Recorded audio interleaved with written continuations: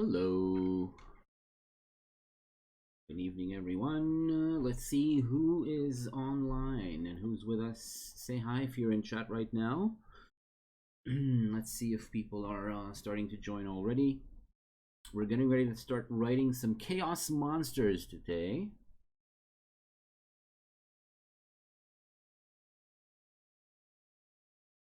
So to anyone who's watching us for the first time, my name is Itamar. This is Figment RP. And we are doing our last, for now, for this run, monster writing session. So if anyone wants to join us and write monsters together, you're going to have your chance to write some monsters. They're going to become part of the campaign that I'm running. And later on, they're all going to be available up online for everyone to use in your own games. So we're writing stuff together, and later on, you'll all be able to use it. All right. See?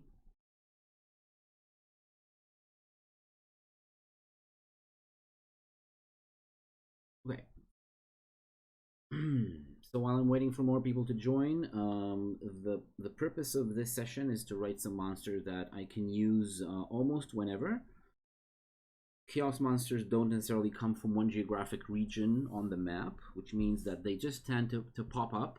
I have some specific ideas, some needs, not specific ideas for monsters, but some stuff that I want the monsters for. Some specific needs that I need them for like specific purposes in the game.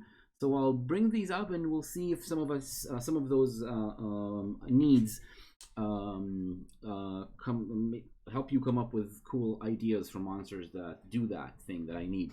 So in case that happens, we'll write those monsters, and then we'll keep going. So let's see the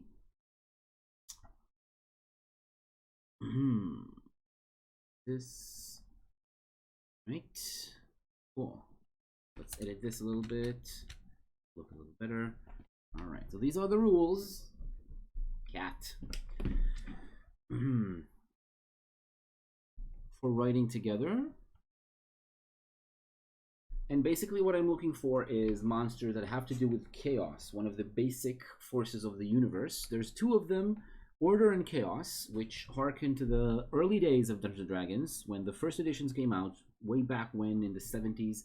And 80s, and when I started playing, it was the early 90s already, but it was still early enough so that order and chaos were some of the most prominent aspects of the game. When you were writing a character, when you met monsters or non-player characters, order and chaos were still some of the most important things you needed to know. And order and chaos started off as some kind of factions in the game. Anything you met, any monster or person you met, actually belonged to one of these two factions. This was in the very earliest editions.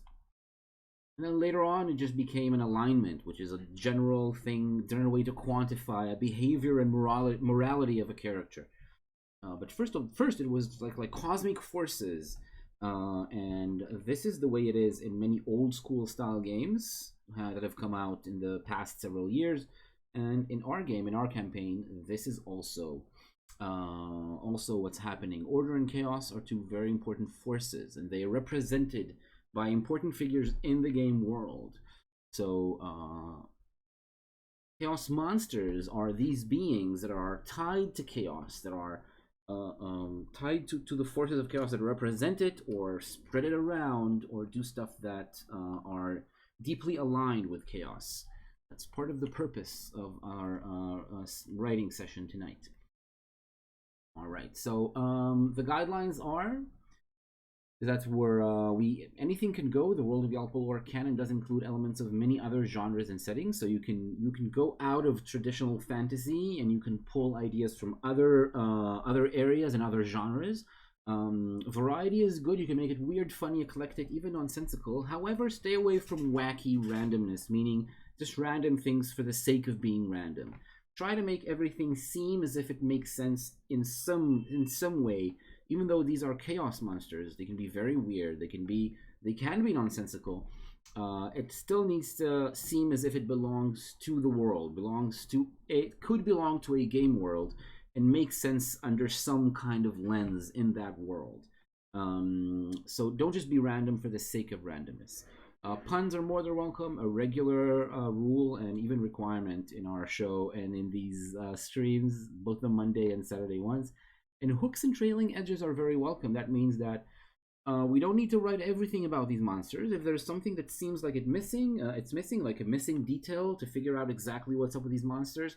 With one of the monsters, it's fine. We can leave some room for more details to be written later on. Okay, so now we're ready to begin. We're gonna start. Let's see if anyone's joined. Seems like not yet. So yeah, let's start with some ideas from monsters.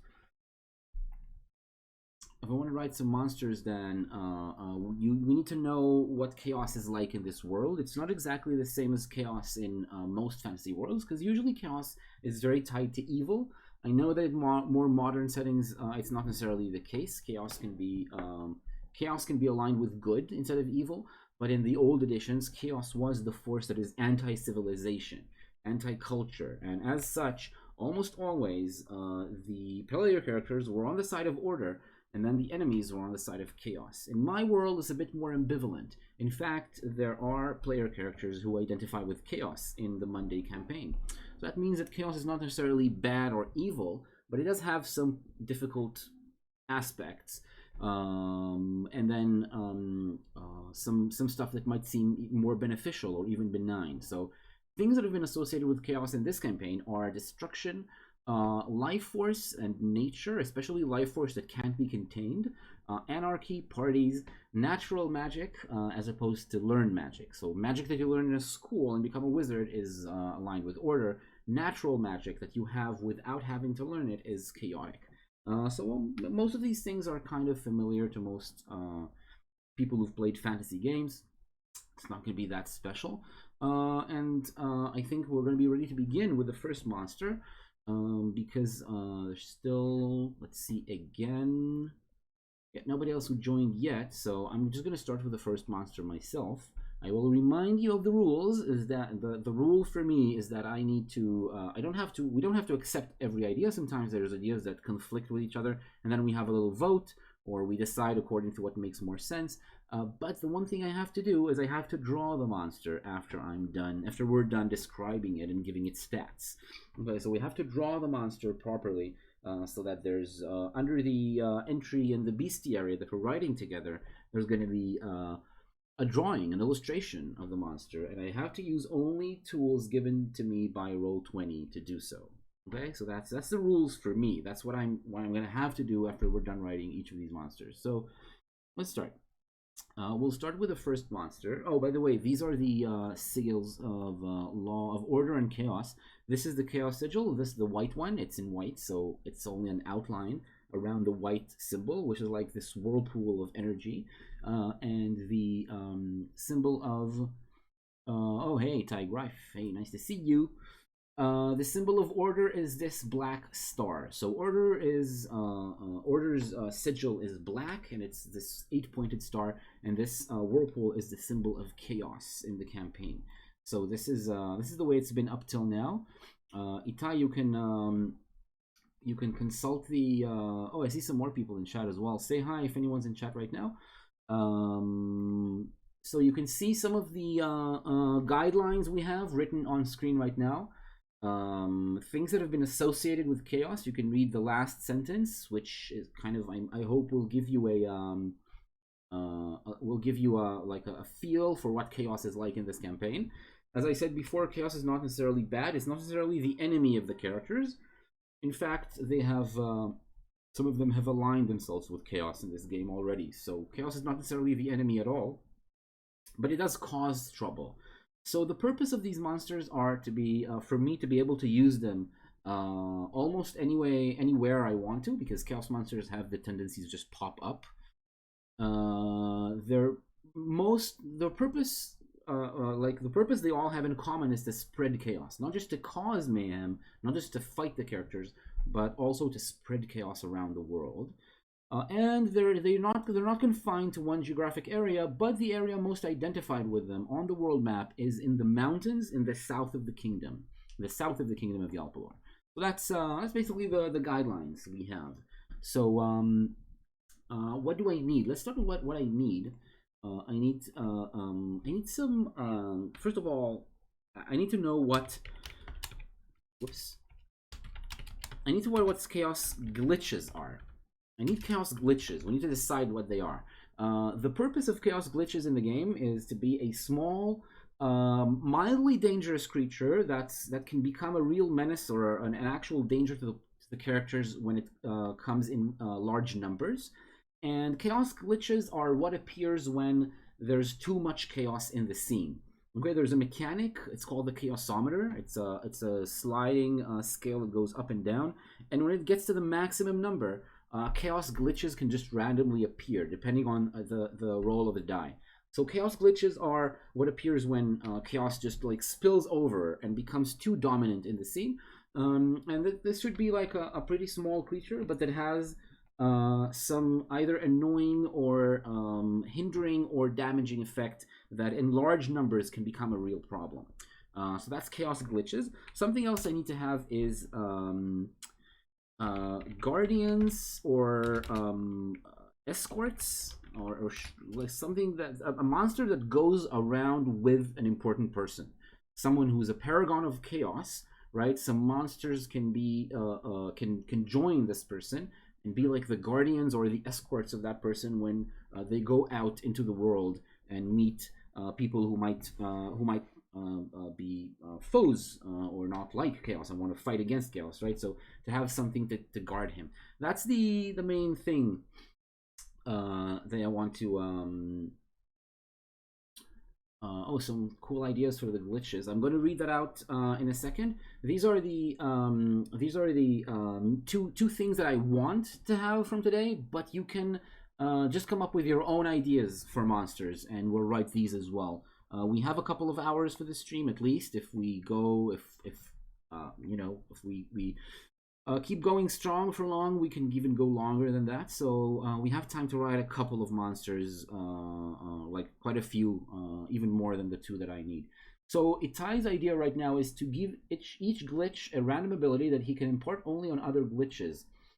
They have a bonus action they can use to buff other glitches. If you have 5 glitches, each would get 4 buffs, which is very lethal. Wow, this is, you know what this is like? I don't know if that's the idea that this is where you thought of it from, but it's like Magic the Gathering's Slivers.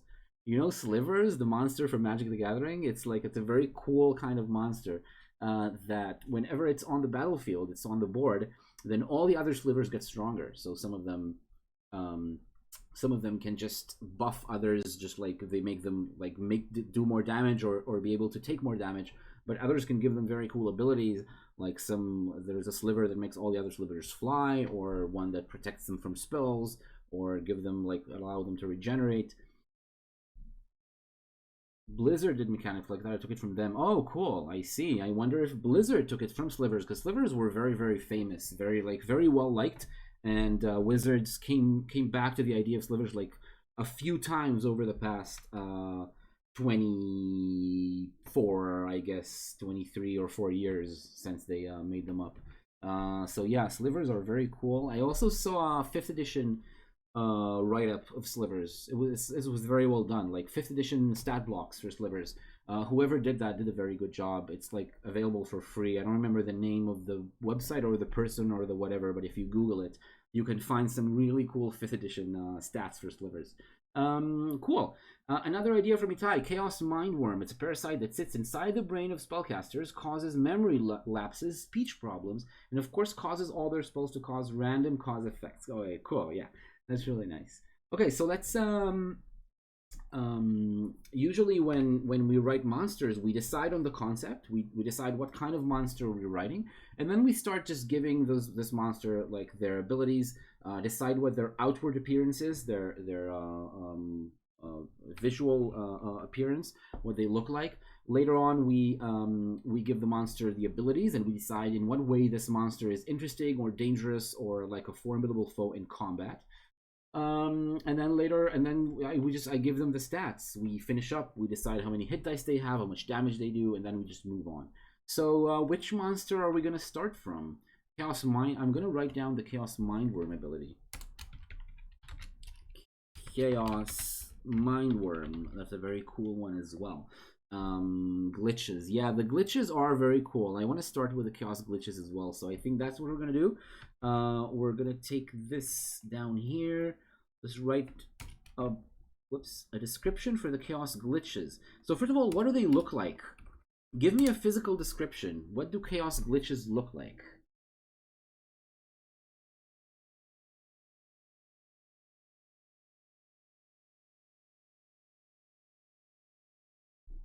Hello. Still behave. You joined a little bit late. That's fine. We're writing ChAoS monsters. So monsters of chaos, not from a particular area of the world this time. Although ChAoS is more powerful and kind of concentrated in the mountains that the PCs haven't visited yet. Okay, but anyway, ChAoS can appear anywhere, and usually ChAoS monsters appear wherever they want. They're fragments of stuff, so like mirrors. Then they reflect parts of the scene, and the more there are, the more they're solid and large, and they can reflect more of the scene in front of them. They reflect some of the scene. That's cool. They reflect stuff around them. They can look like inverted pixels. What are inverted pixels? I'm not sure I know what inverted pixels. Transparent or inverted colors. Oh, inverted is in the colors. Okay, so they are actually like glitches in the world. I think that I will take both of these ideas. I will take both of the ideas together, I think. And I will have them look as if they reflect things around them, or they like prisms or mirrors that reflect things either behind or around them, and they show them somehow changed and inverted, specifically color-wise. They show them as having different colors than they really do, and maybe different shapes as well. So pieces of how do I call it? Or maybe I should call them shards. Shards made of flat surfaces, like shards of glass or broken mirrors, and things viewed through them or reflected through them seem different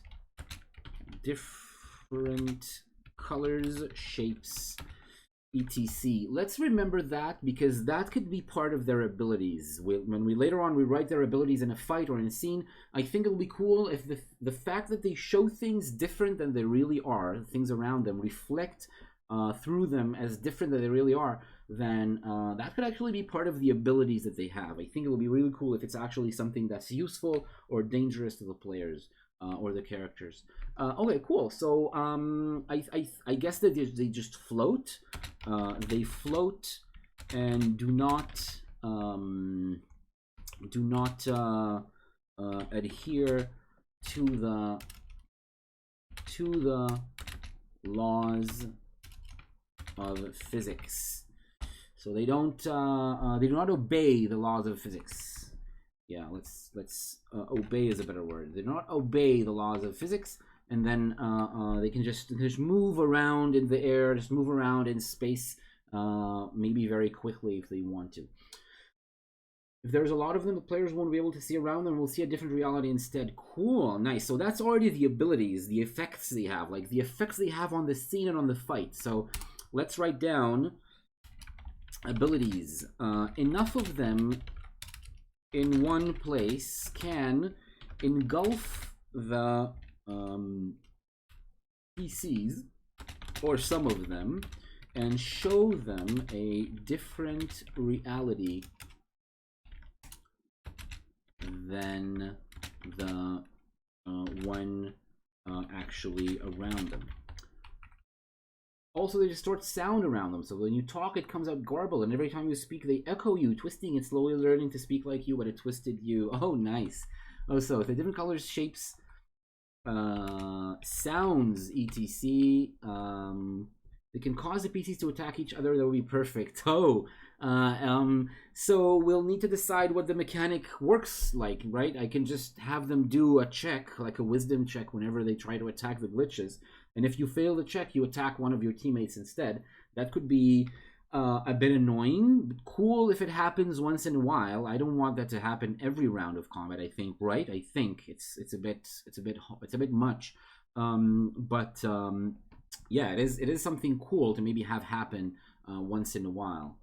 Remember, whenever they're around, it means that the chaosometer is about like the maximum possible, which is 13. Like the chaosometer is at the maximum point in the scale of chaos, which means the chaos is already prevalent in the scene. Chaos is already all around. Not only if you have a lot of them, enough to surround someone. No, oh no, only, yeah, okay, so only if they surround someone in this way, they can cause a character to act in a way it wouldn't, like attack a teammate or say something weird. So cool, yeah, make them do some things that they wouldn't otherwise do. That's very cool. All right, so let's talk more abilities. I guess if they're they need to have, like, if they're if they buff each other, that they need to have like a basic ability, a basic attack, a basic way to attack. Even though there's just like one of them alone, it's like it's a very weak enemy. One glitch alone is going to be puny and very easily dispatched by the players, but it still needs to have its basic attack. So what do they do when they attack you just by themselves? Do you want to cause the PCs to think, how do I thin their numbers? Like try to separate them or spread their attacks, or I don't know what. Yeah, try to separate them. Cool. Yeah, to blow them apart, like to try to, yeah, to create an explosion to drive them apart from each other or something. Spread their attacks. Yeah, I guess area of effect, like AoE damage, is probably going to be effective against the glitches because you can catch a lot of them together. Distort matter, disintegrate matter. That's a cool attack. Okay, so basic attack is a matter distortion. I like distortion. Matter distortion actually changes matter to a different matter, or just to be less to be a little bit more well phrased about it, I think it's transmute matter randomly, right? So it'll be represented by a tiny bit of damage that they can do. They can do a little bit of damage in each attack they do, which is like a kind of like a ray. They shoot like a ray, and whatever the ray touches changes a little bit. So if it touches your body, it can change a piece of your skin or your flesh to something different, like a piece of metal or a piece of random something. So that's like a bit of damage. They've just damaged your body. They just turned a piece of your body to something else, which seems quite a nasty attack. So they just transmute matter randomly, which I really like. So now, what are the buffs they give each other? They give each other buffs. What are these buffs going to be? You suggested a couple of things, Itai, before. Think Crusader's Mantle or Bless. Oh, you think I don't know if I want a generic buff. I want some cool chaotic buff stuff that feels like it spreads chaos around.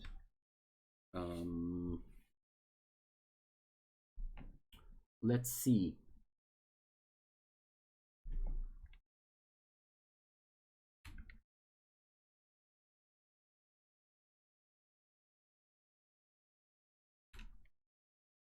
Have an orange glitch. You cause the attack to splash and deal AoE damage. Okay, cool. So it'll be it's all gonna be divided into different colors, which I like. Orange turns attacks into AoE.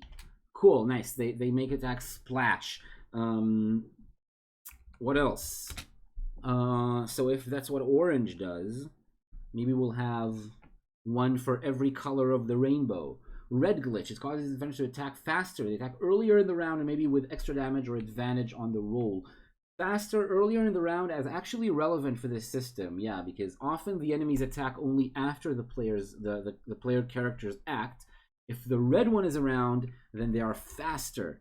Red, so glitches attack faster or attack before the PCs. That's cool. Extra damage or advantage on the roll. I think just attacking earlier is a big enough advantage. Just attacking earlier means that they'll get it's like they get an extra round really, which is quite a big buff. Blue glitch causes attacks to slow you. Make saving throw something you suffer slow. Don't attack this round only once every 2 rounds, or stunned. Don't attack at all. So I don't want to take all of their round, like their entire attack. Maybe attacking, like missing 1 attack would be good. We just need to be careful so that they don't become so powerful that like 4 of them just dispatch the entire group, because they need to be to be defeatable. It's able to, you need to be able to defeat them at all.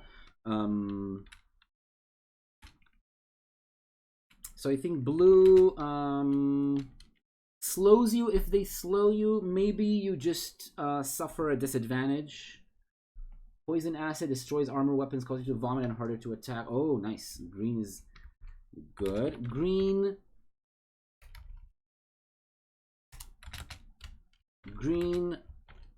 poison, not poison. Oh, poison and acid. So is it poison or acid? Because it's not the same thing, right?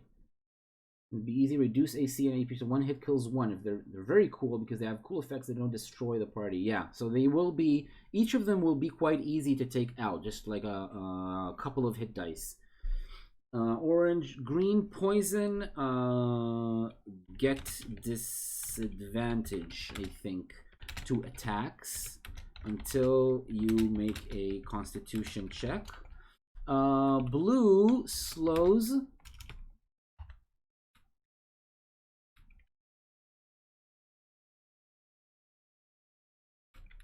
What does slow do, though? I still don't know what a slow effect does. Okay, so red, orange, green, and blue. What other colors are we missing, right? There's indigo and violet, right? I'm not sure if we actually want to have all the colors of the rainbow. And what else? Oh, yellow. We don't have yellow. So green, if I think I want one of them to be acid. If green is poison, I think I want to have one that destroys your fire damage to attacks. What does fire damage do? What does it mean mechanically? Mechanically speaking, violet is acid. Violet can be acid. Okay, cool. Acid. Damage or destroy items if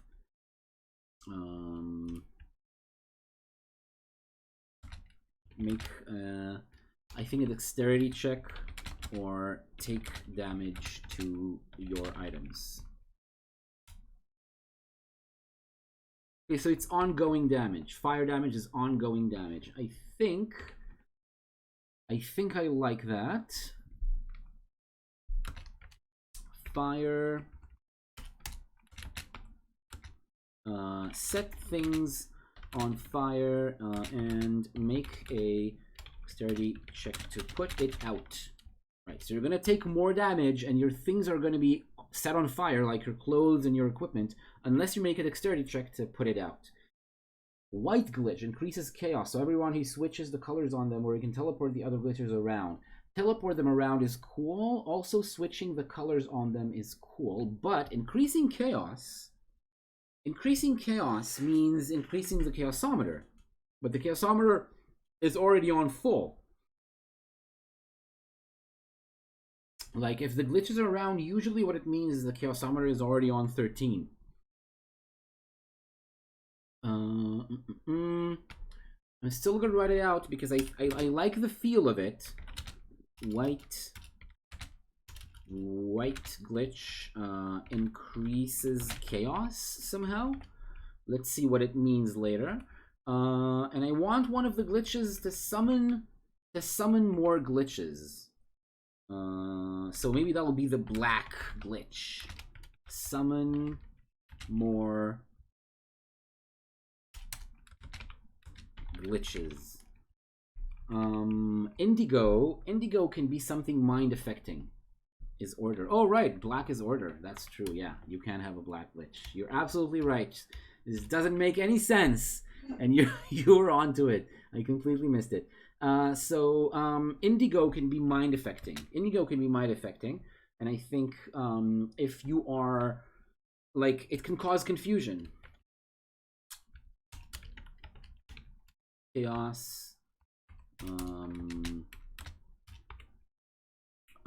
Or let's just call it confusion attack.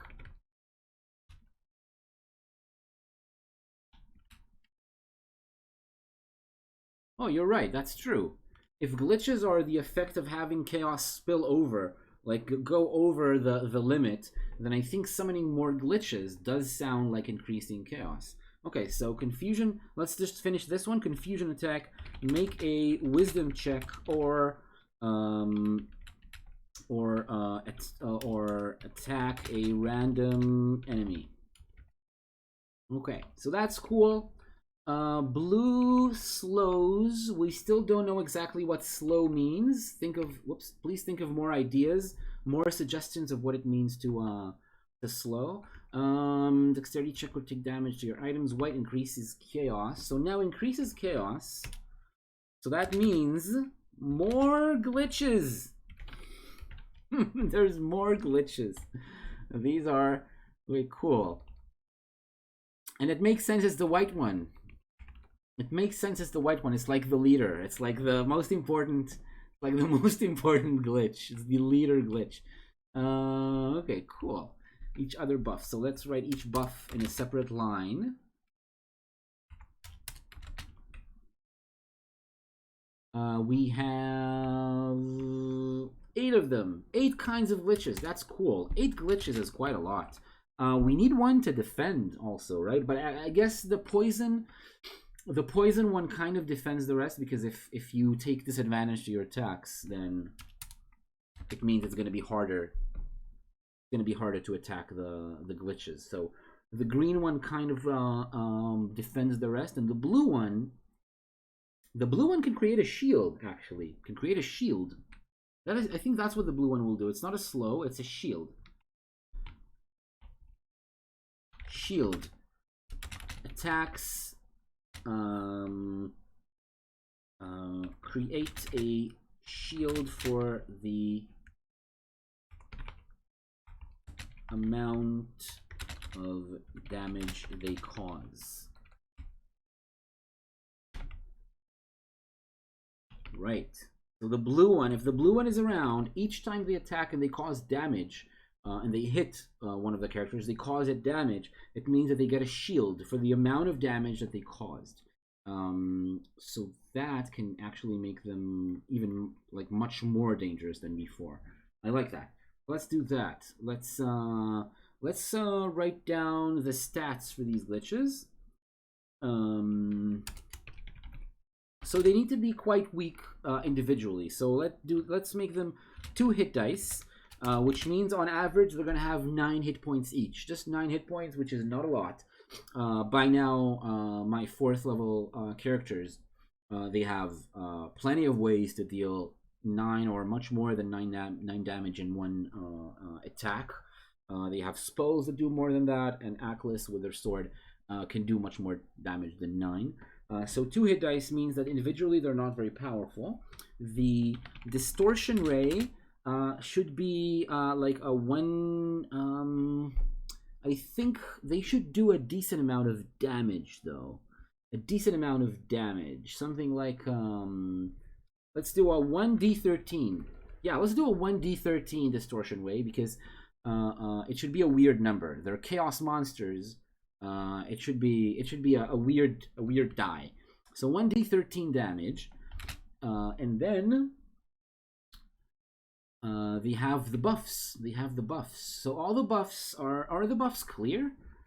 AoE, attack, any adjacent characters. Okay, any adjacent characters are attacked. So that makes it. It's not. We don't really play this game with a map. There's no battle map that we're playing the fights on. So just anyone who's adjacent to you is going to get attacked. You're going to want to get away from your teammates when you get attacked.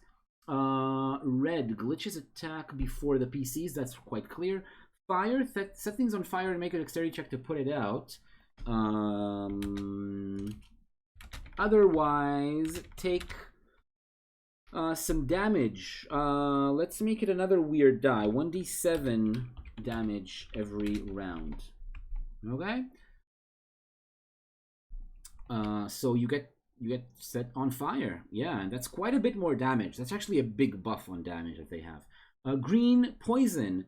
Let's write that in a clearer way. Make a constitution check or gets an advantage to attacks until you make the check. Okay, so you can make it every round. And if you as soon as you make it, you can break off the poison. Blue is a shield. Attacks rate a shield for the amount of damage they cause. It's very clear. Indigo, confusion attack. Make a wisdom check or attack a random enemy. That's very powerful. Violet is acid. Make a dexterity check or take damage to your items. And white increases chaos. More glitches. What does more glitches mean? I think that what does that mean though? What does that mean that they summon more glitches?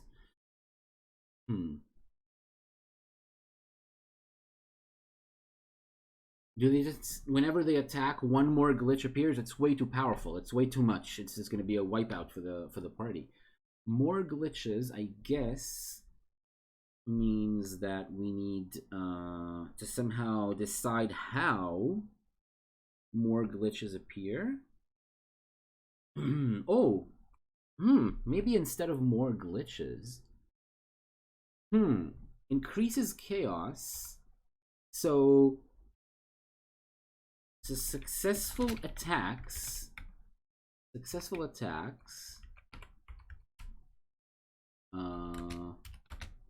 add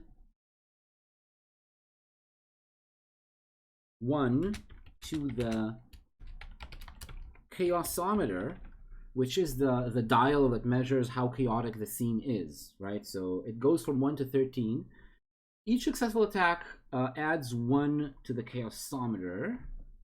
No, doesn't add 1. Force a roll on the chaos table.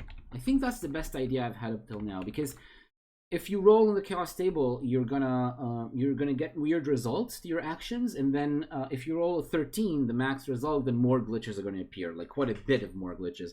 If I'm not mistaken, it's 1d13 more glitches. So if you roll every time you get attacked, you roll on the chaos table. Each roll has a 1 in 13 chance of rolling a 13, and then you summon more glitches. So I think that's cool. I think that's a good option, and I think that's what we're gonna have.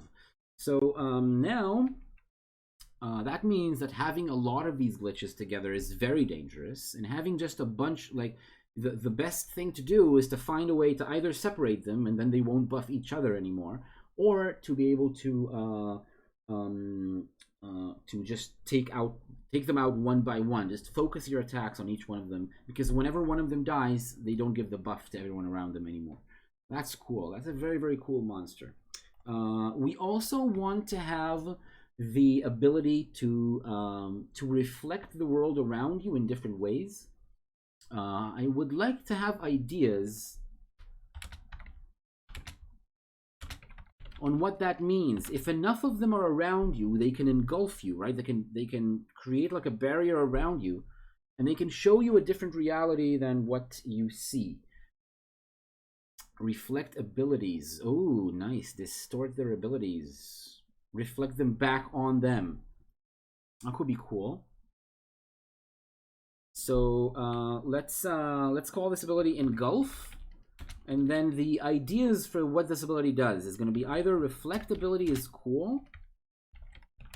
What other ideas do we have for that? I would think show you different things in the world, but then as a game master, I think if one of them is engulfed and I describe something different to them, they know that it's not what the others are seeing, because I'm gonna have to tell the other ones that that's not the truth, right? They see something different than reality, but the three other players, they hear the right description, and everyone hears that they're like the player of the character that's being fooled isn't really going to be fooled. Maybe if you have many of them, they can reflect your entire body, and then when you attack, they can reflect your entire attack.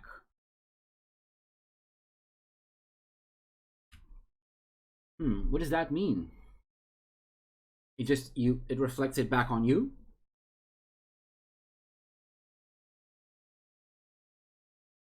Reflect means it just, yeah, okay. Reflecting means it attacks, yeah, like you reflect your abilities on yourself. So I think attack you with your own attack, your own ability.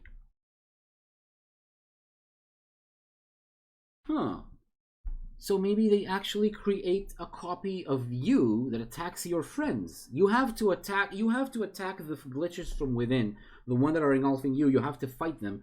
But on the outside, they create a chaotic, corrupted version of you that can then attack your friends. You can just attack your friends freely with your own abilities.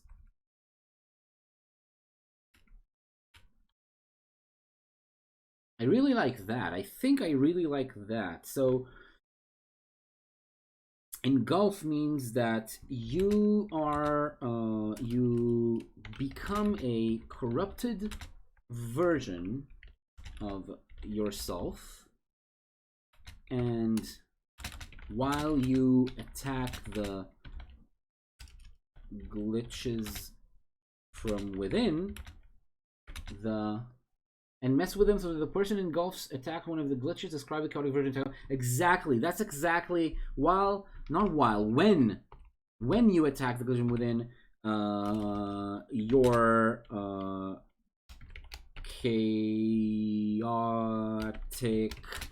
version attacks your friends. Nice. That's good. That's a very good one. I really like that. I really like that. It's quite mean, quite evil. How many of them? How many of them does it need for you to be engulfed? If 1d13 glitches appear whenever the chaosometer flows over the maximum, or it's actually not just, it's not whenever it flows. It's whenever you roll a 13 on the chaosometer. So the chaosometer has to reach 13, and then you have to roll 13. So it's not going to happen very, very often, but I do want them to be available if something super chaotic happens, and I need like an eruption of something chaotic in the scene. So 1d13 of them appear. I think to engulf a PC, maybe you need five glitches. 5 glitches surround you. You become a yourself, and when you attack, yeah, cool. I like that. I really like that. I really like that. That's a really good design. Cool. Cool. Thank you. That was good. So now I guess I have to draw them. I have to draw the glitches. That's another multicolor. It's like the shrimp mosquitoes, like the mosquito swarm that we drew last week.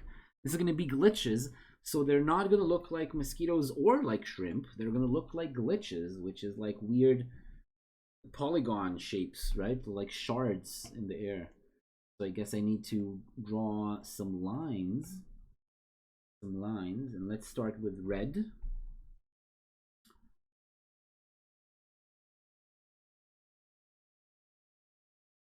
Right? That's going to be the red. And then next is orange. Is this orange? Yeah, I guess this is orange. This is the orange glitch. Yeah, it's actually quite easy. Oh, hey, come on. Cat is covering up the camera with his tail. Sit down, cat.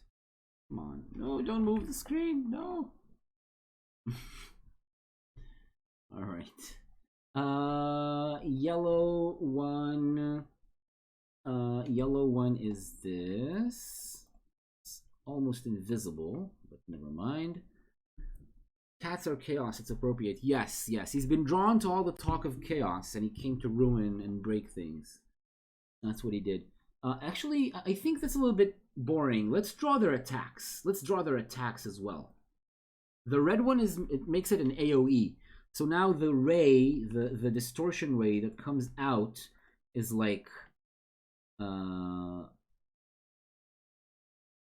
it forks to attack a few of them together, right?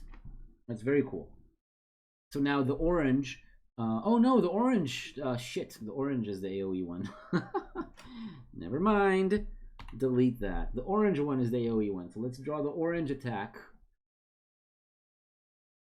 The orange attack is going to be an AoE.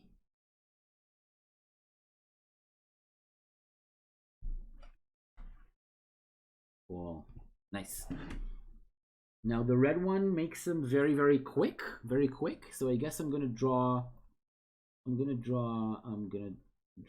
a like lines. They're quick. They go really quickly. Is that what it looks like when you go quickly? I don't know if that's what an appropriate depiction. If you have other ideas of how to depict going really quickly, please let me know. So now the yellow one sets things on fire. So that's gonna be like this, and then wherever it hits, you need. Oh, whoops, no. Yellow, like flames, sets things on fire. So that looks quite dangerous. The next one is the green one that poisons you. Ooh, poison. How am I gonna do poison? I'm not sure. Let's start with the glitch itself. No. No.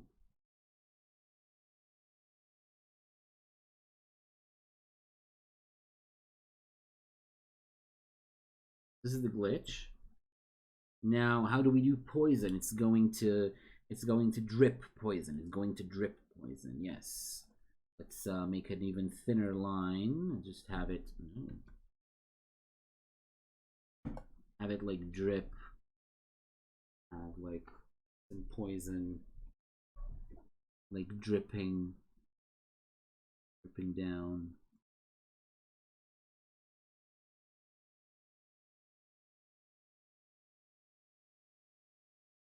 All right, cool. Perfect. It really looks like poison. Okay, cool. Blue, let's do blue. Oh, I need to do blue, indigo, and violet. I'm not gonna get that right. There's no way I'm gonna get that right, but let's do blue. Let's do sky blue for the blue. Let's do sky blue just to make sure that I don't get it wrong and choose a different color for blue.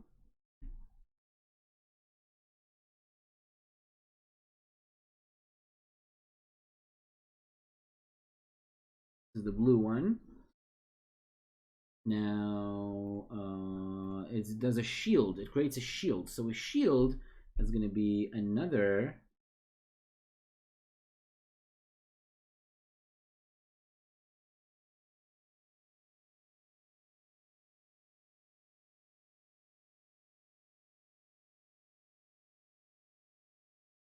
A multi-layer barrier. That's cool. Okay, that's the shield. That's the blue one. Indigo. Oh, what is indigo, please, again? What did we say indigo was? Is this indigo? Is what is no, that's violet. I just chose violet. Okay, let's search for indigo hex code. Indigo hex code. It's 4B0082. Let's do exactly indigo. Even though it kind of messes with the rules. That's indigo. That seems purple to me. That seems purple to me, but I'm still gonna go with it because that's what the internet says, and the internet must be right. That's indigo. And then indigo does confusion attack. Confusion attack. It messes with the rules. Yes, I want to go. I want to do what the rules say.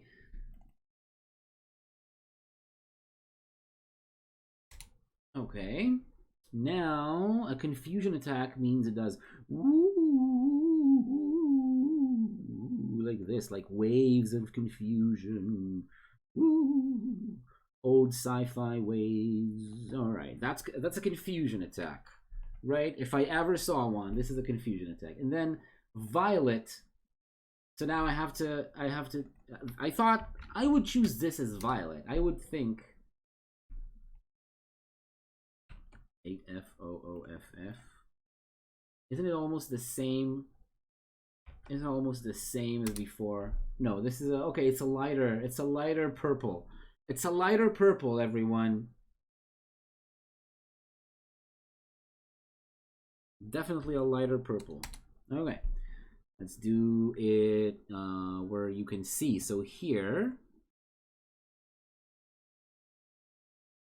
is going to be the indigo one, and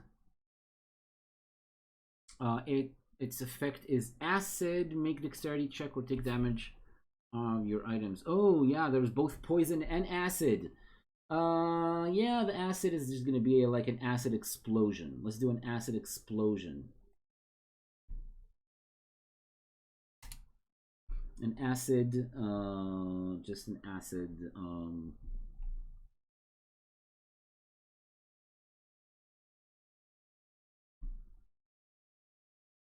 This is gonna be like the attack. It shoots. Shoots a thing, and then there's like.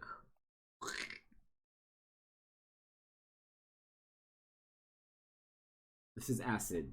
Does it look like acid? Yes, it does. Starting now, it looks like acid. So that's the acid attack, and then there's the white that increases chaos. I think the white needs to be the most impressive one. And how do I draw a white? I think it's just a very light gray. Let's just do a very light gray. Right? A very light gray is going to be the white one. It's going to be right here.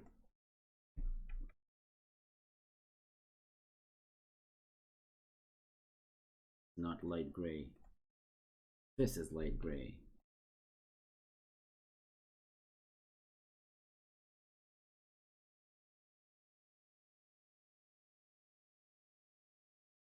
This is going to be it. This is the white one. The most impressive one. And it increases chaos. Okay, cool. Cool. Nice.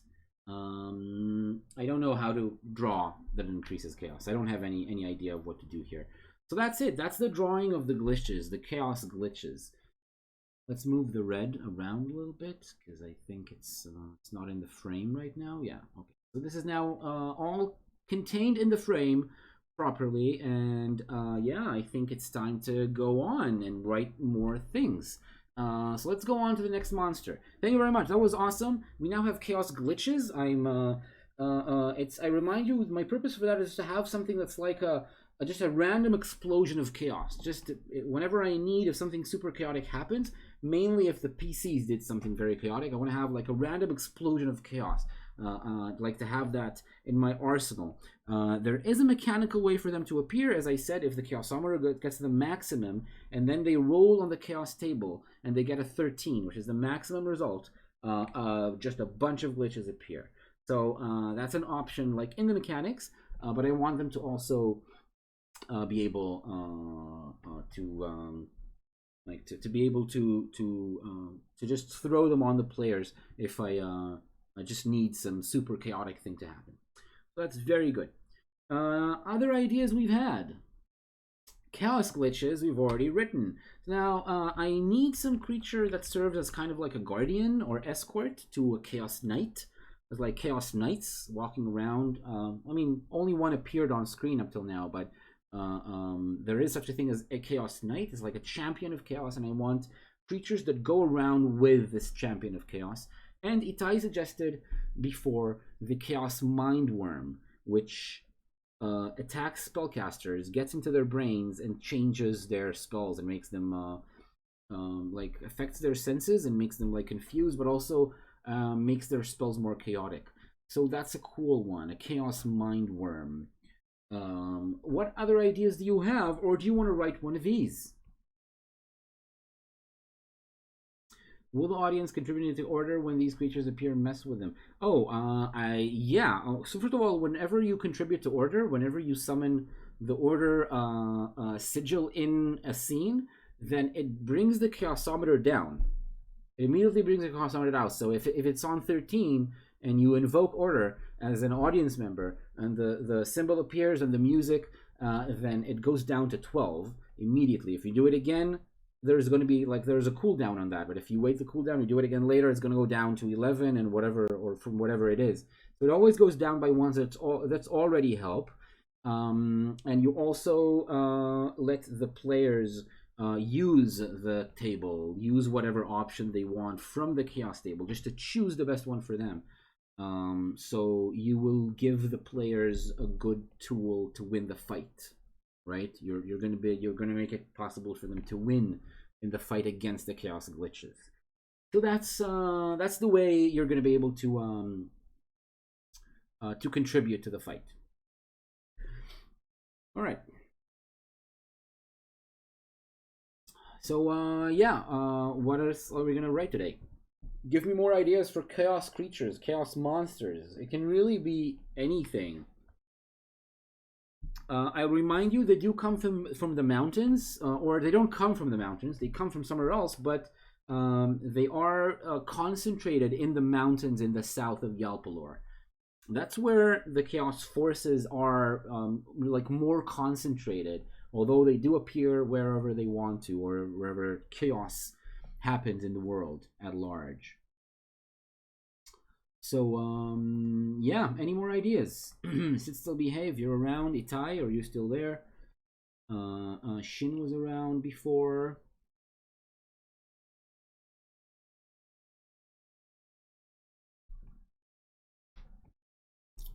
Yeah, which is going to be our next monster, our next chaos monster.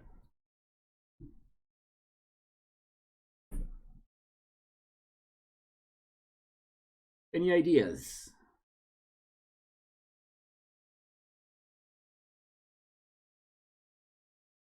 Ooze chaos monster. Tell me a little bit about it. What is an ooze chaos monster? I'm asking before because we've had a few ooze monsters already, I think. Like a trap. Oh, okay. So it's not an intelligent thing. It's not super intelligent, or maybe it is. A trap. Tell me more about it, please.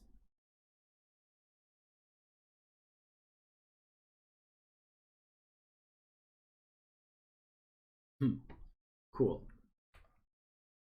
So let's call it ooze in quotes for now, because I'm not sure exactly. Yeah, I'm not sure I want it to be like ooze, because we've had a few. It wasn't exactly oozes. It's not like a D&D ooze. We haven't had that yet, but we've had some monsters that use ooze. We had monsters that ooze and use it. It can be like a cartoon-like drawing of reality. That's very cool. That's a very cool monster. So wait, let's just write down Itai's idea.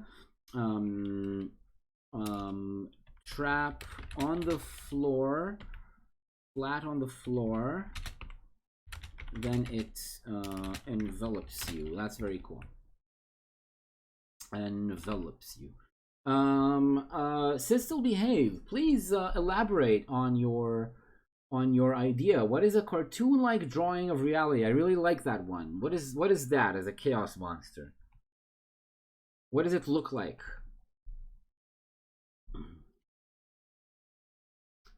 Or did you mean sit still, behave? Did you mean that as an idea for like something to add to Itai's idea?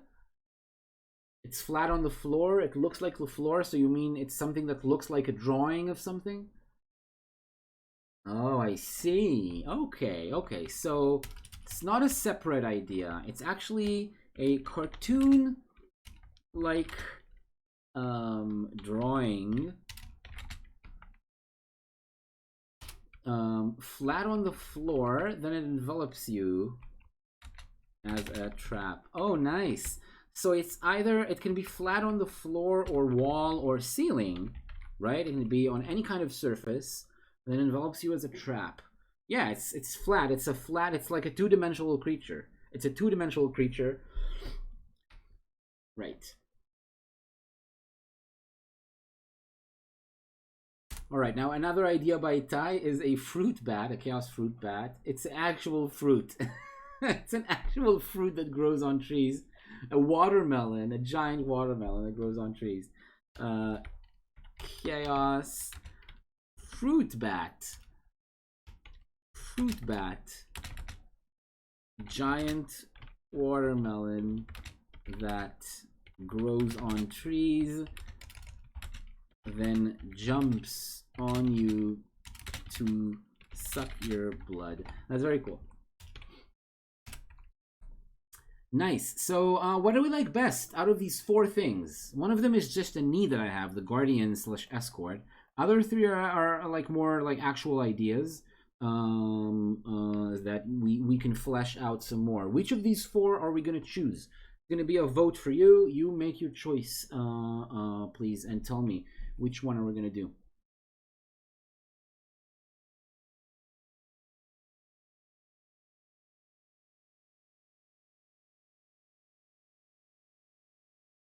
Do you have any preferences? Anything you would like to use, to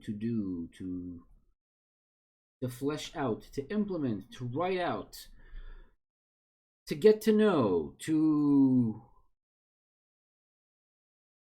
like mine, obviously. Which one? You have more than one. You have like, I mean, like the three ideas are yours, or at least two of them are yours. One is partially yours. The fruit bat more. The fruit bat you like the best. Okay, fruit bats. Because you said the ooze you already used. Yeah, but we changed it. We changed it to a cartoon. You saw that? It's like a cartoon drawing that's flat on the floor. And it's like a cartoon drawing of the background. Okay, so it is now, I think, both cooler and not ooze, which means it's not like. Mm-hmm. You change your vote to the cartoon, so do you still behave? I think this idea is also partially yours, so I think that's the best one. It's my favorite, it's what Itai prefers, and then it's also something that the two of you made together, so we're gonna create this one. Cool, so it's a cartoon, it's a flat, it's a two-dimensional image, right? It's just a two-dimensional image. So it kind of the first thing I ask is what does it look like? Here it doesn't really make sense to ask that, but let's talk about how it mimics. Can it be any shape and image it wants? Can it change shape? Like is it a shapeshifter as well or not? Cartoon trap. I'm gonna call it that's the placeholder name. That's the name for now. Cartoon trap. So just 2D. 2D creature. Can it change its shape? Can it decide to look like something else? And also, how does it move? Tell me, how does it move and walk around? It can contract, expand, not change shape, but change color or texture. Okay, so each one of them has its own shape. What is their shape? Is it all? Are they all the same shape? Just like, is it like all just squares or a different kind of shape? Remember, they are chaos creatures. They are chaotic. So we also need to decide in what way do they spread chaos. It's something each chaos monster needs to do. To spread chaos in some way.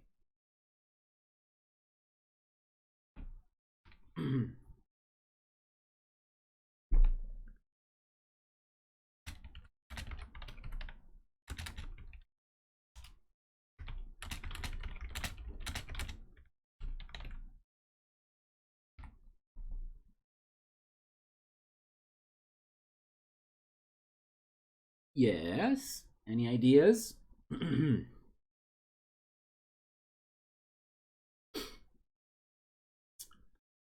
So I think because it's a chaos creature, different shapes, they prefer areas where their shape fits the best. Okay, so each one has their own shape.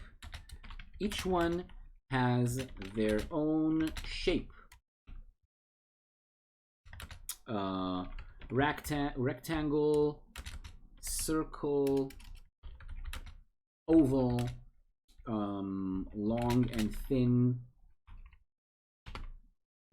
starry, star-like shape, and some other, or maybe like a wavy blob.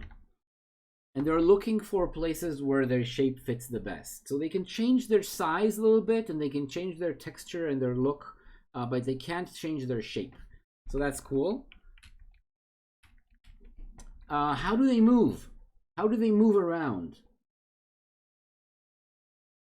Can they detach from the surface they're on, or do they have to slide on the ground or the surface? They blink. Oh, they can actually blink. No, they can't detach. So they have to be, okay. They have to stay on surfaces, but can blink. I'm gonna say can blink short distances, right? I think short distances, like a couple of meters every time. If they blink, though, how do they? If they blink, I'm not sure I like that idea, because if they blink, a fight against them is going to be very difficult. Or is, maybe it's not. Maybe it's actually not going to be very difficult. Okay. No, actually blink can be okay. Blink can be okay. You can blink a little bit, and then the players can just jump on them. Just blink once a day. To find new prey. I don't know if blink one. If they can blink, let's just let them blink. They'll be able to blink like once a round. Every combat round, they can blink like a meter or 2 meters away, and then the player characters can just reach them. They can just jump or run to them. It's gonna be fine. I just thought it could just blink on non-stop, and they could just get away from every attack. But it's not like that. They can just, they still have their own turn, so they can blink short distances. That's fine. How do they eat?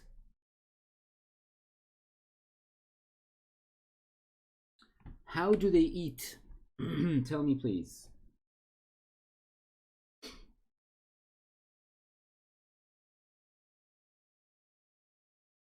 Or do they eat at all? Maybe they don't need food. They're chaos beings. They might not need food to survive.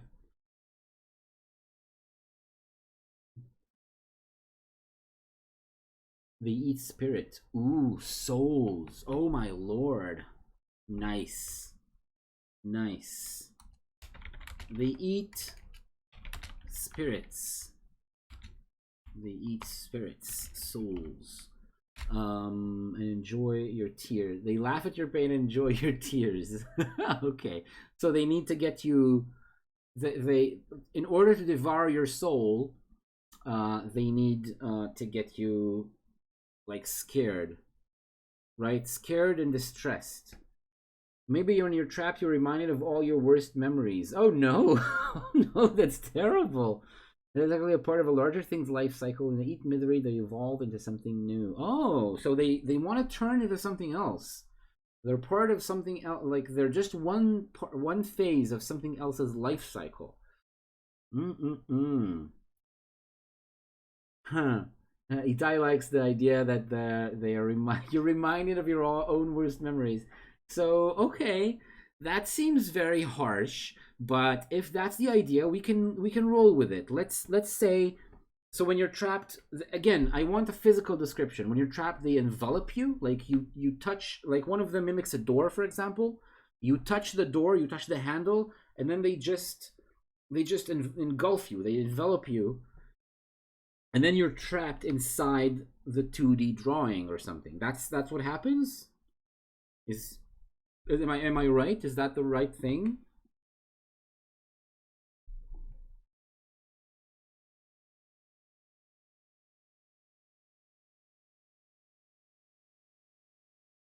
You also want to create some mirage so your friends don't notice what happens.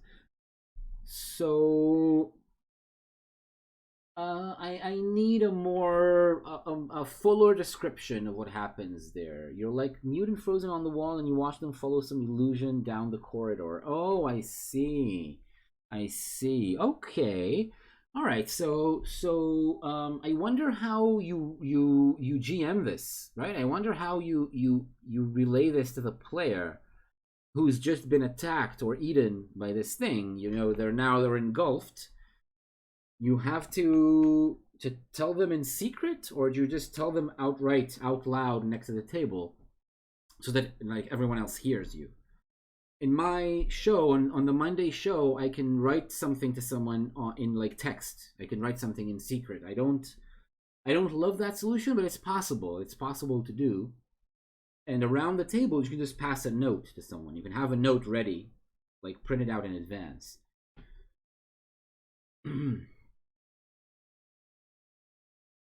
You don't DM anything to them. So what does that mean? You just described everything. Just ignore them until you need them? Bang, then you're trapped and your friends see the illusion and naturally they run after you or something. You don't DM anything to them, just ignore them until you need them. I gotta say, I'm still fuzzy on the description. So you touch the trap, there's a bang, you're trapped, you're frozen. Explain tomorrow. Okay, yeah. I'm gonna see Ty tomorrow, so I guess you'll have a chance to explain to me what it is. But I need to know what I'm what I'm writing down now, because this is a monster writing session. So I think I'm gonna write down the following. I want when they trap you, they instantly engulf you and create an illusion of you, that continues down, like it continues along the way you were going. So it just continues to go. Now I can just continue running the game and not say that anything happened at all. So like none of the players, and create illusion.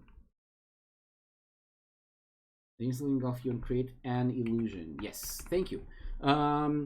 So I can just not say anything. I just not say anything to any of the players, even the one who's playing an illusion, because the illusion can be a very believable illusion, very true to the original, right?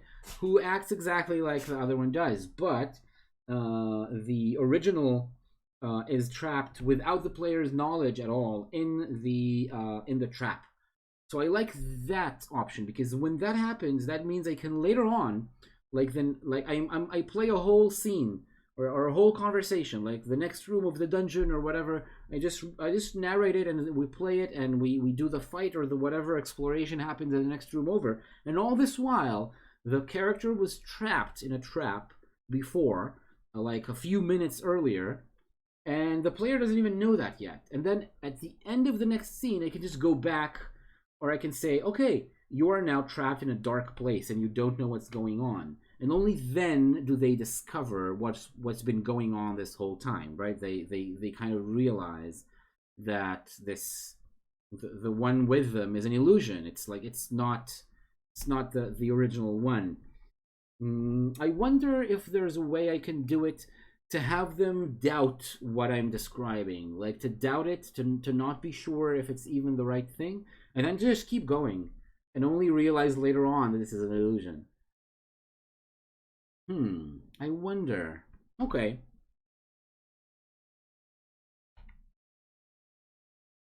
Okay, that's a good question.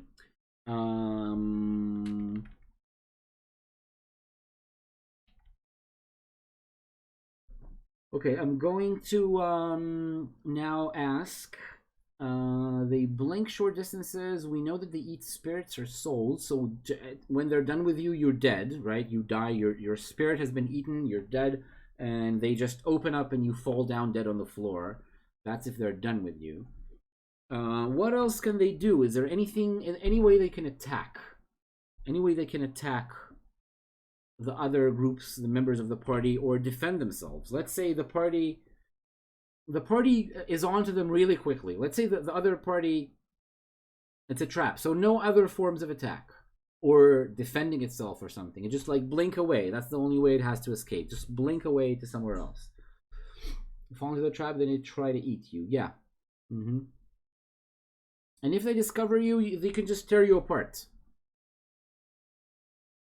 They can use you to defend themselves. Well, I guess if you're inside them, Illusions of past victims as distractions. Oh, nice. Oh, illusions of past victims. That's not bad.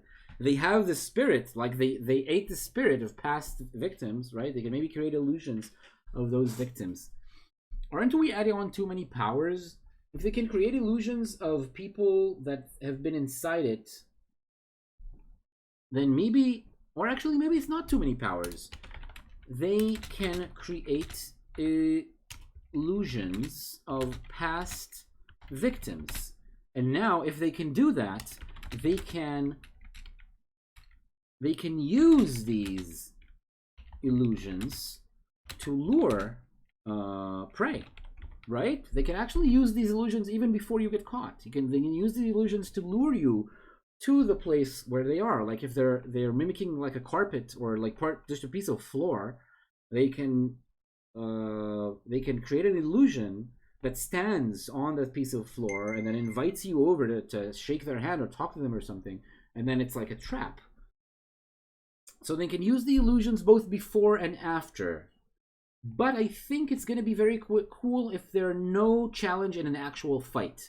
Once they're on to that, when they're onto the danger, then you can just draw a knife and tear it open, and the creature is just going to be dead. It's going to be gone. It's going to try to blink away. It can blink away, but if after it's it blinks a meter or two away, they can still catch you with a ranged weapon or a spell, or just jump on you and slash you apart. You're no match. They're no match to you in a fight. So I think that's very cool, and that's the way it should probably be. We will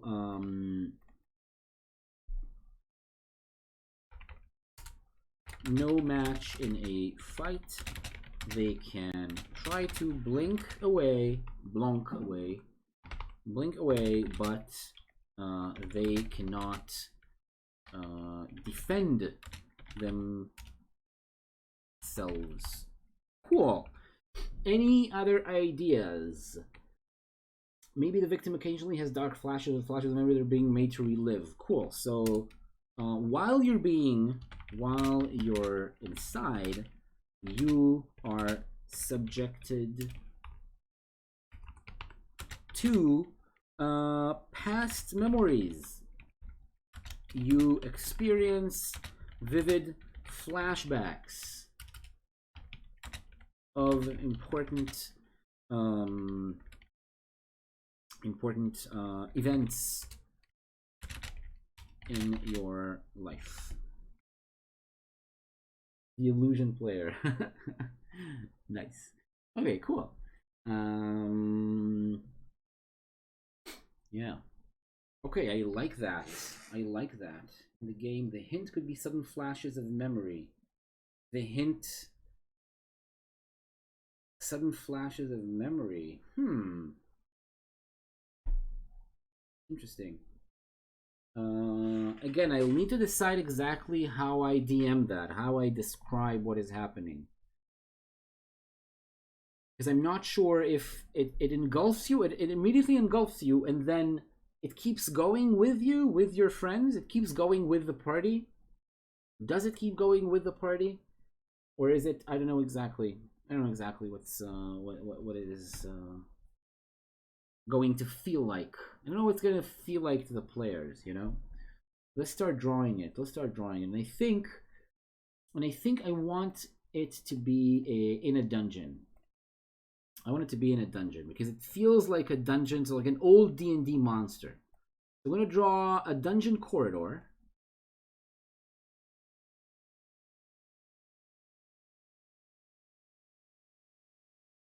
This is a piece of dungeon corridor.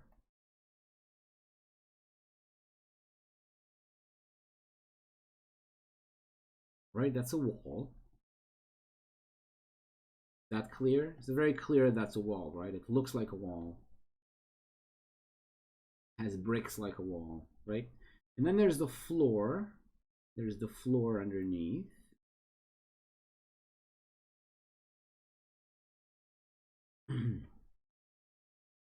Right? And this floor is also the stones in the floor. Right, I'm thinking of, you see most of the floor You just see like the stones in the floor. But then, like, this piece of the floor, it doesn't look quite exactly like all the rest. This piece of floor, for that, is just barely a different color. Barely. Oh, you can't even see the different color. It's not. Only I see it. No, that's not good. It's too similar. It's too similar. Okay, let's choose a color it's a little bit more different. Okay, this is better. Just a bit of a different color, right? Whoops. Cool. Nice. Now this is the creature. This is the trap. Looks very suspicious, doesn't it? And now on top of it, there's this. I'm gonna draw it here, like an old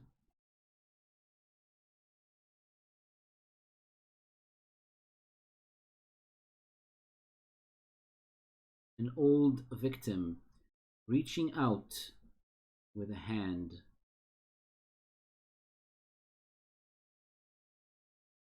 An illusion of an old victim reaching over, trying to lure more corpses. Oh, it's not a corpse. It's not a skeleton. It's not another skeleton. It's not yet another skeleton. It's something that is like an old, like someone who's died, but that's an illusion. It's not the body. It's not the physical body. The physical body has been discarded somewhere, right? It's just dead somewhere. So this is an illusion of the person that was devoured, whose spirit was devoured. So that's like the spirit of that creature. Okay, cool. This is a very creepy creature. And I think, how does that creature spread chaos? That was kind of an important thing I wanted, and now I kind of realize I forgot about that part. That creatures of chaos need to spread chaos around the world. This one just feeds. It's just an animal, like a preying animal. That's it's a little embarrassing. I think we should be a bit more like specific about how these creatures spread chaos around. Okay, I think this one I'm gonna need to sit on it, sleep on it a little bit, and just like consider and look at all the different angles. And try to maybe edit or change it around a little bit to make it more chaotic. Because right now it's actually a very focused trap, like a very focused preying animal that looks for prey and eats it and discards it and just moves along, which is a very cool monster. It's a very cool one. Release the misery to the place that it inhabits. It's cool, yeah. It plays on the ghost theme, right? Illusion of past victim is lure prey. Their misery infects the area in which they live. Right? I mean, you could just say release, but I think infect is a better word. Anyway, that's cool. That's a cool idea. It's still not quite what I was looking for chaos-wise, right? It needs to be something that really looks like chaos in the world. Let's go back and remind ourselves of the things that have been associated with chaos in the game, right? Destruction, life force, nature, anarchy, parties, natural magic. These are the things that have been associated with chaos up till now. And this is not the kind of creature that seems like a creature of chaos right now. Not at this point. So I'll need to think a little bit more about it, unless one of you has an idea right now of like changing one of the aspects of the creature. But unless you have this one idea that you think will actually make it better, I'm just gonna put it aside for now, and I'm gonna keep going, and we're gonna do the next monster. And now we're gonna choose another one. I want an idea for. We did the cartoon-like drawing, the very cool one. So we have the fruit bat, the mind worm, and the guardian / escort. And ends this stage of its life with an explosion of magic plus energy as it changes. I'm gonna write down everything. These are all good ideas. The next stage of its life, when it changes into the next stage of its life cycle, there is an explosion of magic as it changes. Cool. Yeah, that's also a cool idea. So I'll also consider that. I'm going to consider all of these ideas. This is definitely more chaos. This one, just one last one. This one last idea is definitely much more chaos than all the rest. I'm going to need to be able to. I'm gonna need to take some time to edit it and try to figure out exactly what it is. Okay, so Itai already has another idea, a monster based around nature magic, life magic. That definitely fits. Yeah, definitely fits. Monster related to nature, life magic. So, do you have an idea of what it is? What kind of monster is it? What is it based on? What does it look like?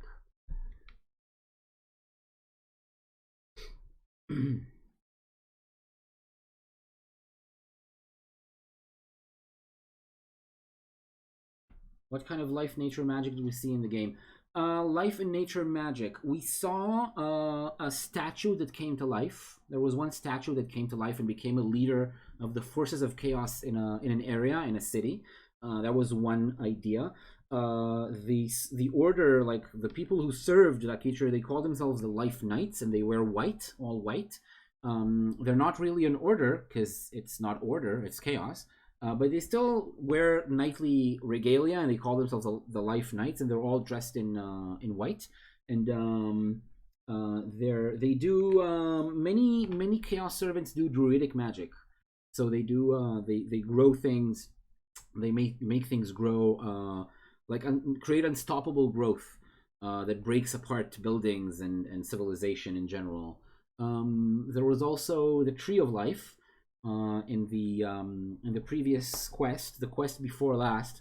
They went around in a jungle that was infused with too much life force, and it caused the animals to grow to a much larger size and to develop abilities that they don't normally have.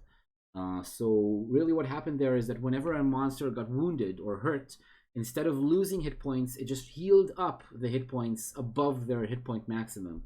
So everything, the player characters also, it happened to them at some point. They gained more and more hit points the more they got wounded in fights.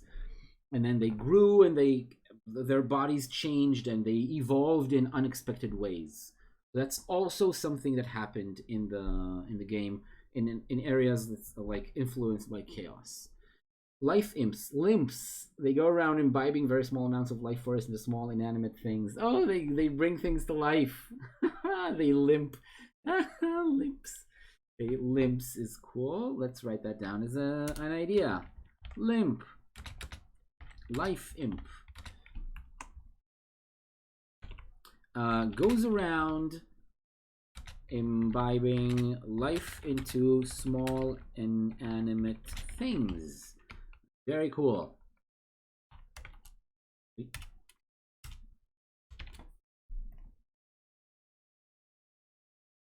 So have a parasite. They enter a living thing's body and they morph and evolve and twist the form of the animal, and they're trying to get the creature to attack things, so it spreads the parasite around.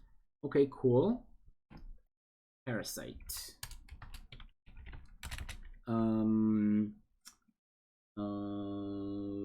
Oh, you have this gross version of an animal with giant growths all over its body. When you fight it spreads goo on you, and the goo is actually a parasite and get into your body.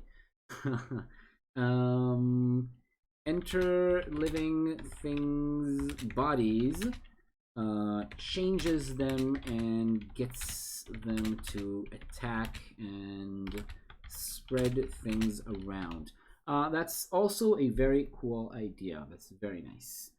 Cool. So what else? So we have, I mean, that's quite a few ideas already.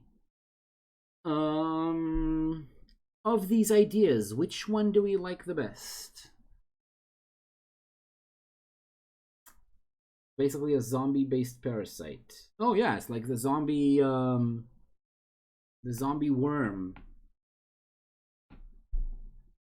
Yeah, it's like this tiny zombie worm that infects ants, right? You know, it makes ants into zombies that reach up, like they climb out to the tips of the blades of grass and get eaten by the cow. Link them to a tree or a giant imp hive or something nature-like. Okay, so they grow like a hive of creatures. Okay, cool. Limp, like the hive thing. Okay, so let's draw the limp. Or let's write the limp. Limp. What do they look like? Please tell me what do they look like. And let's make this one, because the previous one we drew, the ChAoS glitches are very weird. They're very bizarre and otherworldly, which I love. This one is very dark and predatory, which is cool, but I want, because we just drew one very weird one and one very dark one, I want these to be lighter in description and look in general. So tell me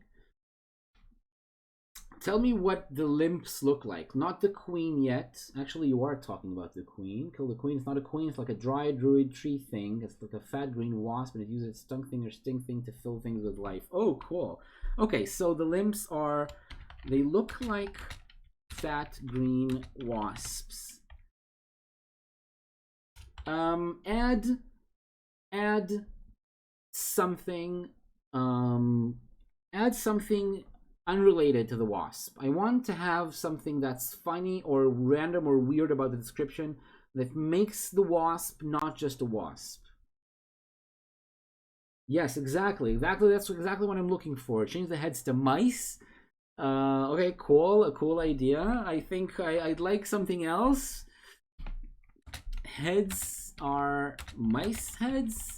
Let's look for something different. I'm thinking like cool little top hats, or like something that makes them nicer, not weirder, not more creepy, like more nice, more interesting, or like weird.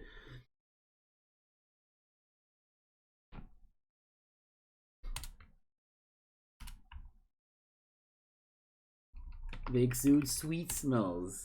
They exude sweet smells. Slems. Smells. Oh, and walking sticks, they limp when they walk, right? Oh, so actually, if they're wasps, they don't fly. Do they fly, or are they wingless wasps? And their blood tastes like maple syrup. Oh God! And their blood tastes like delicious maple syrup. So how about that flying thing? Do they fly? And if they fly, how do they limp? I guess they look like insects and they don't actually fly. They have long legs and they walk on their legs. And then they limp on their legs, right? Like Jiminy Cricket, you know? He walks on his legs, like he has legs and he walks on them like a human.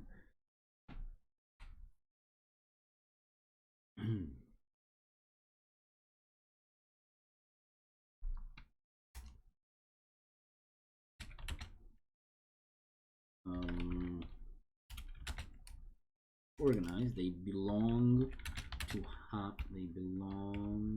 hives and have a queen.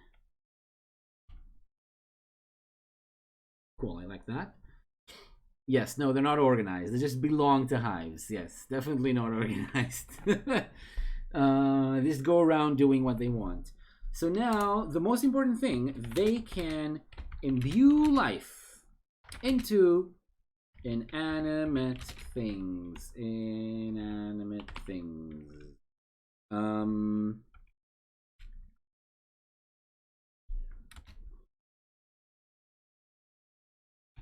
Small objects become alive and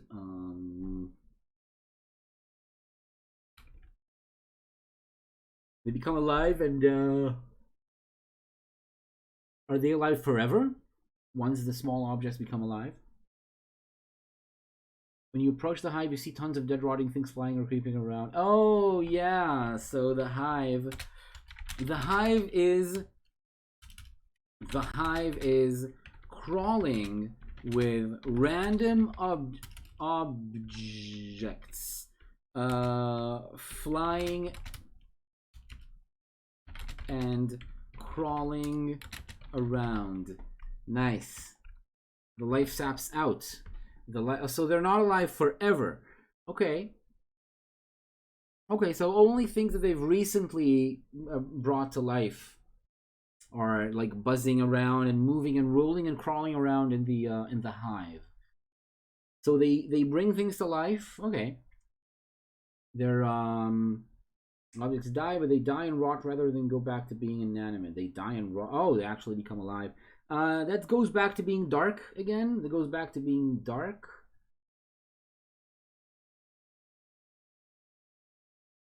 The queen has some alien purpose. It brings stuff to life because it has like a weird plan. Think the swirly symbols in early seasons of what?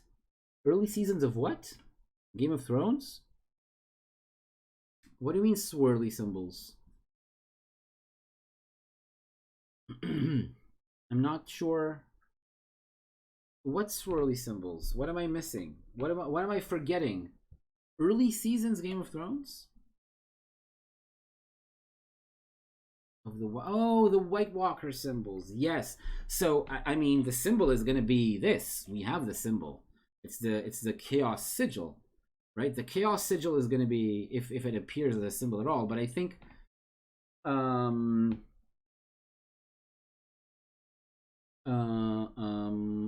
so okay, so the queen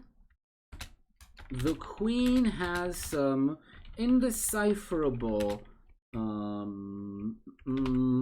purpose in bringing things to life. Yeah. So there's some purpose there. There are going to be like hints to these things happening. And we don't know what the purpose is. Remember, I like some ideas to stay open-ended, and to be able to just decide later on what these things are. I think that's a perfect candidate. Although if you have a brilliant idea, say it. I'm not going to stop you from saying cool ideas about what this purpose is. It's kind of a good candidate for something that we're not necessarily writing right now. There's some purpose. I'm thinking J.J. Abrams' Lost Heroes makes me think something's happening and laid on thick, making more and more obscure etc. Okay, I will do that thing. It's very easy to do. It becomes very. I mean, you tell me, Itai. Would you do that kind of thing? Because it can become very annoying very quickly to do that without having the answer yourself. So I'm probably gonna make it clear there is some purpose, and then I'll see. I'll have to see what they how they respond to it, if they even take an interest at all, and if so, I'll probably need to decide what it is. They're aliens. Yeah, they are. They're quite clearly aliens because they're yeah. So they spread chaos. It's a perfect example of something that actually spreading chaos, because they leave little flying living things around, and I think I'm gonna decide and they stay alive forever. They don't come alive and gain a mode of motion, a mode of locomotion, right? They can bend, like they can now bend and like maybe fly around. If they have moving parts, they can use the moving parts to move around. Also, everything in real life is very insubordinate and uncooperative, like the limbs themselves. Yes, the inanimate objects are very disruptive, uncooperative, etc. So. So they stay alive forever. I want them to stay alive forever because they imbue life, and there's going to be some kind of purpose to it, right? The queen wants something to happen eventually, And when it happens, all the living things that they created are going to reach some kind of like critical mass, or they're going to be spread around enough parts of the world or something, so that they then something happen, they create something, they change the world in some way. So the things stay alive forever. When they imbue them with life, they just stay alive forever until maybe somebody destroys them and then they stop being alive. But they stay alive and they don't grow old or die. They don't need to eat. They just have this life force inside them. So that's cool. Limps. Fat green wasps. So we said that they carry walking sticks and can use their wings to hop short distances. Cool. Nice. Do we even need to write their combat statistics? I don't know if we do. Are they a challenge in a fight? Like the previous creature, I think they're not an actual challenge. They're more like a mystery, a cool thing that can happen. And the players can decide, like, if they meet one limp or a group of them, or even the hive. Maybe as a swarm. Maybe as a swarm they do have more abilities and they can actually cause some damage. They can actually do... Oh, actually I didn't describe. They can use their sting to imbue life to inanimate object.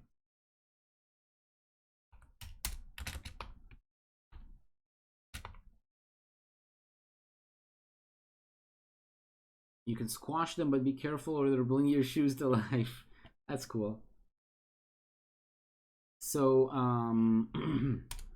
they are no...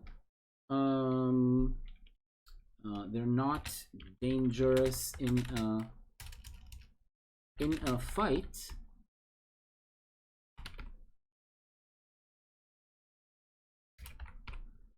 But when striking them in any way, roll dexterity, or they bring whatever touches them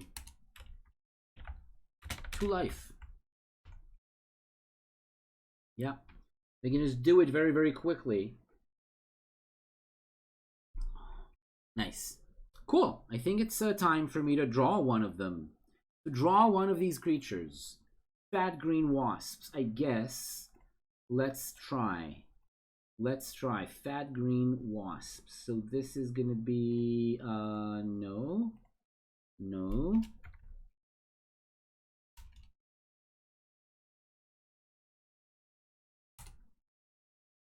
No. Green.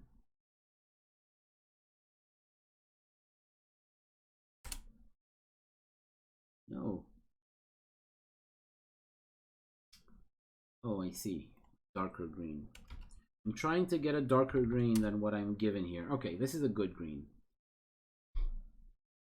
Thank you. Goodbye, Ty. It was cool having you today. Thank you very much for joining. Okay, so I'm going to draw. For your enjoyment, Sistel Behave. I know you love it when I do that. I'm going to draw these features. They're fat. They have like a fat body, right? There's like these like segments. And then they have a head. Not a head. This is a head. This is a head. They have two antennae and legs.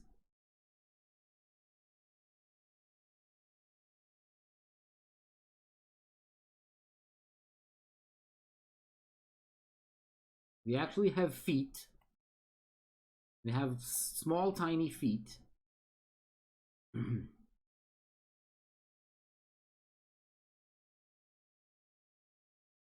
And this one carries the walking stick, but we'll do the walking stick in a second.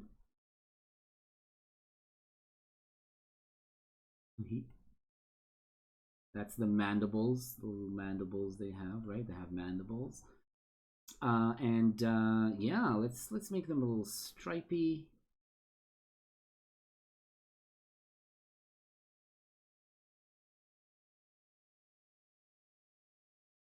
Make them stripy a little bit.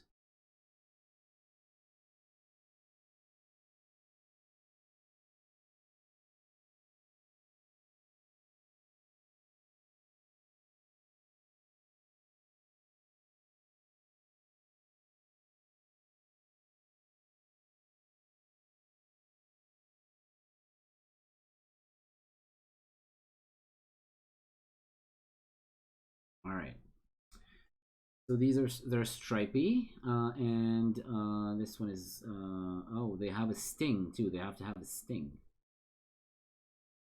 Yeah, the sting. Can you have unproportionately small wings? Oh yeah, super tiny wings. Oh, that's perfect. That's perfect. Let's do the wings. Let's have the wings like also be a lighter color.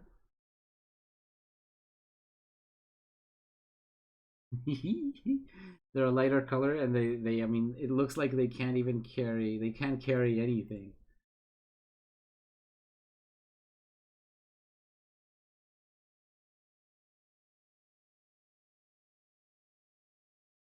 All right. There's like the veins in the wings.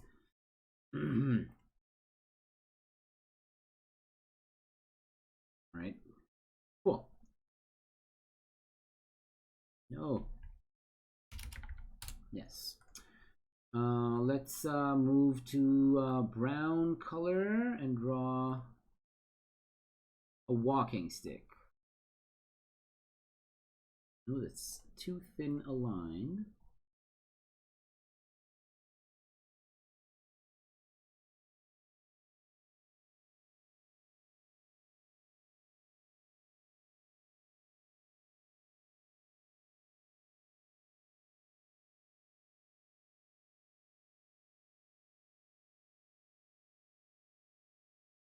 Cool.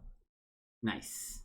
That's the little walking stick that they use. How to draw a limp? I don't think I can draw a limp very well because I don't know how to draw like action. I gotta draw that they're walking. I don't know. So this one's just gonna.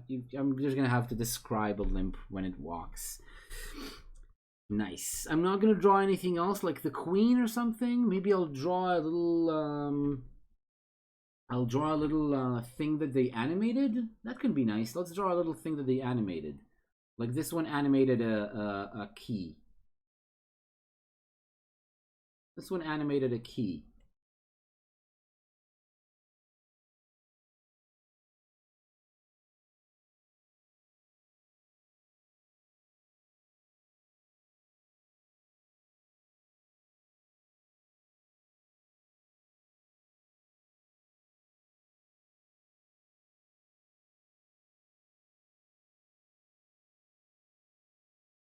There's the key.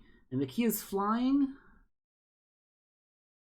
I'm afraid I'm at the same kind of I'm not sure how to draw that it's flying like lines. It's flying.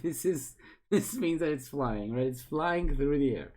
It's been animated by the limp. Okay, cool. Nice. Nice. I like it. I like it. Okay. So this is the limp. This is the limp. So what we wrote today is the ChAoS glitches, which is awesome. It's an awesome monster. I really like it.